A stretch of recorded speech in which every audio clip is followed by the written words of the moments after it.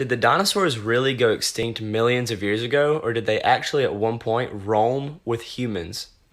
The picture above me is actually an ancient carving found in Cambodia, believed to be in the 12th century in this random temple. How would they have known about dinosaurs?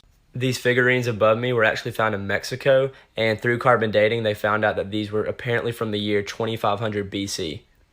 The Bible even says, "Behold Behemoth, which I made as I made you. He eats grass like an ox. Behold, his strength is in his loins, and his power in the muscles of his belly.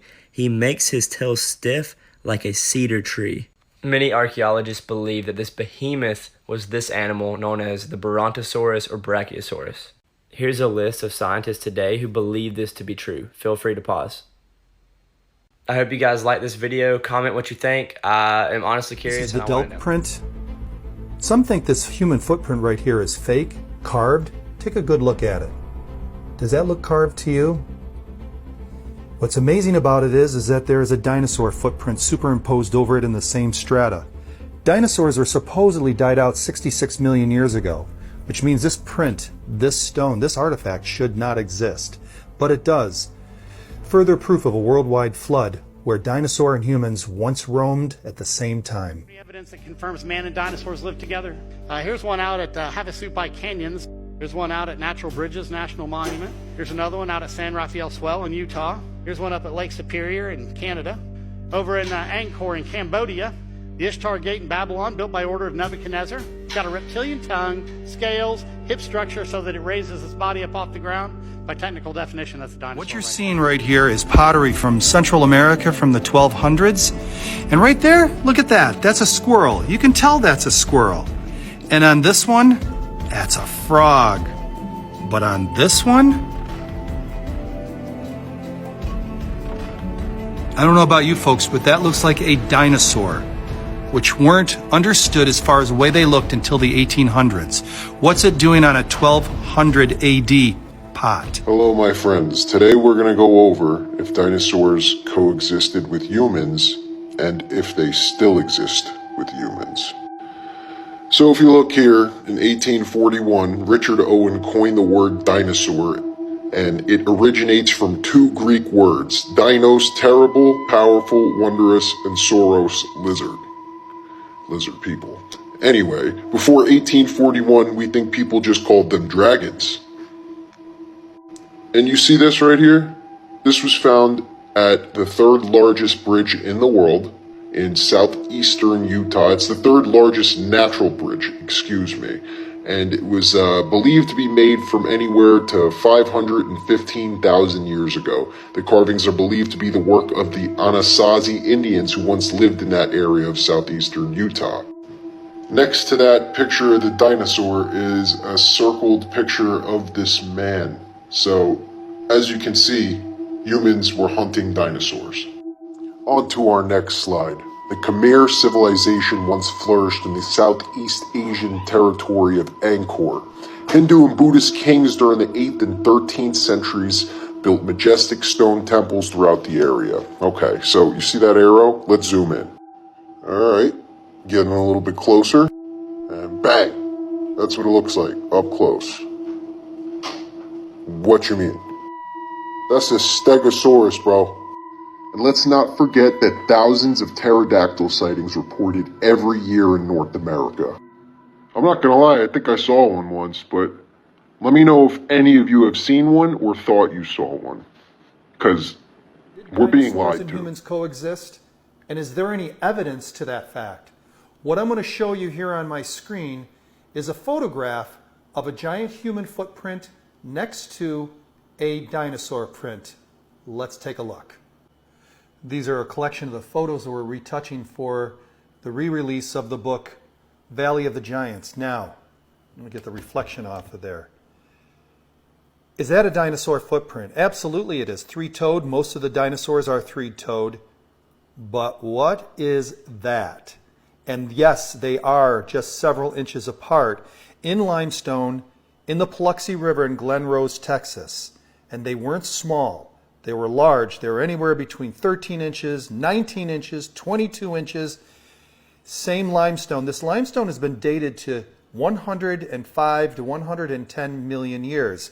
And yet you have a dinosaur print, which it looks like one, next to what allegedly is a human footprint. In 1535, the Spanish conquistadors came through that area and they found stones with strange animals on them. They sent some back to the King of Spain and said, "What on earth are these animals carved on these rocks?" The king said, "I have no clue." Today they're called the Ica burial stones from Ica, Peru. These stones show dinosaurs on them, the Nazca burial stones, from about the time of Christ, plus or minus a few hundred years. Some of them show brain surgery. They find brain surgery instruments, hardened copper, tempered copper instruments for cutting into people's heads, apparently. Some of them show heart surgery, limb reattachment, steam engine. One of them showed what looks like a steam engine.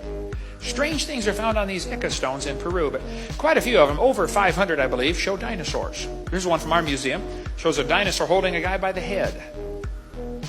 This one we've got shows what appears to be a guy cutting the head off the dragon because the dragon killed his friend. You can see the friend's body is inside, but his head's missing. This guy's jabbing one through the throat with a spear. This one's hard to see, but he's shoving the spear down the dragon's throat. Some of them show circles on the side. Now that's kind of interesting. Why would they put circles on the side of the dinosaurs? Well, nobody ever found dinosaur skin until about 20 years ago, when fossilized dinosaur skin was found. It's very interesting. The dinosaur skin has circle patterns on it. They had to see a live one to know to put that on the stones, because you couldn't tell that from the bones. Recently, they just found unfossilized soft dinosaur tissue. Soft dinosaur tissue? So now the brilliant scientists are trying to figure out, how could tissue stay soft for 70 million years? The thought will never cross their brain to question that maybe it's not 70 million years old. I mean, that thought will never enter their head, okay? This guy's cutting the head off a dragon. There's a guy riding one. We got a ton of information on dinosaurs living with man. Sometimes they're in friendly gestures, like this one's petting him. He's got his head laying on his shoulder, okay? Pottery was found with dinosaurs on it. A mummy was found in a tomb wrapped in a blanket, and all around the blanket were dinosaurs. Why would they put dinosaurs on their blankets? Why would they put them on their pottery? Why would they carve them on cliff walls? Why would they put them on their waistbands? In Acámbaro, Mexico, 56,000 ceramic figurines of dinosaurs were found. They knew about them in central Mexico. They have always lived with man. They did not live millions of years ago. But everybody today is saying dinosaurs lived millions of years ago. Nobody's ever seen one. Yeah, I think they have. There were over 20,000 figurines made over 30,000 years ago. But the most remarkable thing about them is that most of them depict dinosaurs. But nobody was supposed to even know about the existence of dinosaurs. Hello my friend, isn't this interesting?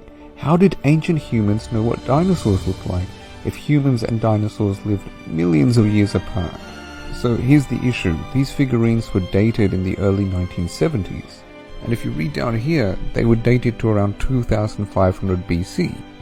But then by the late 1970s it was established that there was an issue in this dating process, and so the results were not accurate. Oh, this is a document from the Penn State Museum if you want to read. It was later understood that these figurines were made around 30 years before they were found. So they're not actually ancient, they were made pretty recently. You can find more of my content here. Hell Creek Formation, Montana, USA. A thigh bone from a well-preserved Tyrannosaurus rex fossil was sent to paleontologist Mary Schweitzer at North Carolina State University in 2005. Chemical analysis revealed surprisingly well-preserved soft materials in the T-Rex femur, degraded proteins, cells, and blood vessels. This challenged the belief that organic matter decays within 1 million years, as this specimen was estimated to be 68 million years old, sparking theories of human-dinosaur coexistence in the distant past. This notion was met with much skepticism from critics. However, as the debate raged on, proponents of young Earth creationism claim this as evidence that humans, animals, and dinosaurs were all created by God simultaneously around 6,000 to 10,000 years ago, implying early humans once coexisted on the Earth with dinosaurs. But what do you believe? Leave your answer in the comments below. They found a gold chain inside a lump of coal back in 1881 in Illinois. This iron pot found inside a lump of coal. This thing found inside solid rock, supposed to be 600 million years old. Here I am in Nampa, Idaho, holding what's called the Nampa image. A well driller found this little doll 320 feet down while he's drilling a well.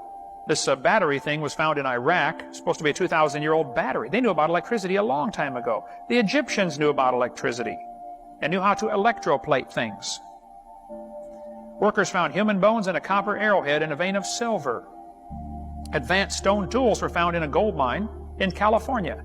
They're digging in the middle of this mountain, digging a shaft back into a gravel pit under layers of lava supposed to be 55 million years old, and they find human tools in there. In 1950s, Thomas Lee from the National Museum of Canada found advanced stone tools in a gravel deposit. The problem was the gravel deposit had been dated at 65 to 125,000 years old, which is way too old for humans to be in Canada. So, the director of the museum was fired for refusing to fire the discoverer. Tons of artifacts disappeared into storage bins. The discovery had to be killed. It would have forced the rewriting of almost every book in the business. We can't have you find something that goes against our theory because all of the books we've printed talk about how wonderful the theory is, and now you're going to make us rewrite all these books, so you're fired. This coin was found by a well driller in Illinois, over 100 feet below the surface. Never was analyzed. The flood buried that world. And some will say, well, okay, well, that makes sense, but then if there were dinosaurs on the ark during the flood, and they got off the ark and they lived with men after the flood, then shouldn't we find some written historical documentation of that? Surely people would write about that, and indeed they would, and they did, and we have a lot of accounts of this. But remember, the word dinosaur is a brand new word, not invented until 1841, but before then they were called something else, and we find this name in pretty much every single culture all around the world. What were they called? Dragons. And we find these legends, they're legion. They are all over the place in pretty much every single culture. Now, some are embellished, of course, but many of them describe known types of dinosaurs. And even the honest evolutionist knows about these. Watch this little clip from the Discovery Channel. There is one creature remembered in the legends of almost every human culture that's ever existed. A creature depicted with remarkable similarity by the Chinese, the Aztecs, even the Inuit, who live in a frozen land where no reptiles are found.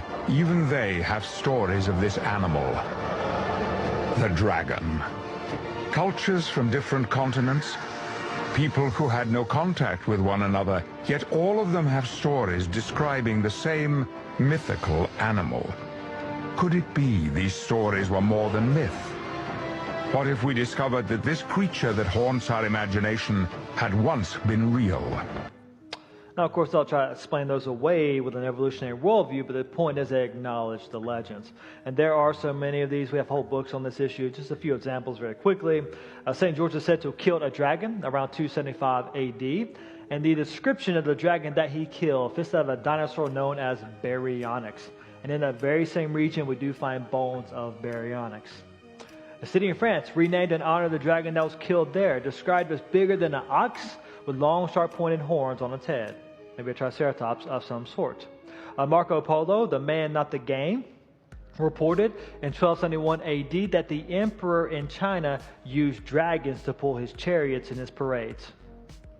Which, by the way, if I was an emperor and there were dragons around, they'd pull my chariots too, because that's awesome. All right? This makes really good sense. Well-known historians like Aristotle and Herodotus, they reported seeing flying dragons. Herodotus may know this in his writings, where he went to go see these winged serpents as they flew for Egypt. And he says he saw them. And he says they were like snakes. They were reptilian. And their wings were not feathered, but they were membranous, like the wings of a bat. The Historia Animalia, a very well-known old secular science book, said dragons were still around in the 1500s, but were rare by then and fairly small in comparison to those older dragons. You also find carvings and drawings all over the world that appears to show man with dinosaurs. A few examples of those.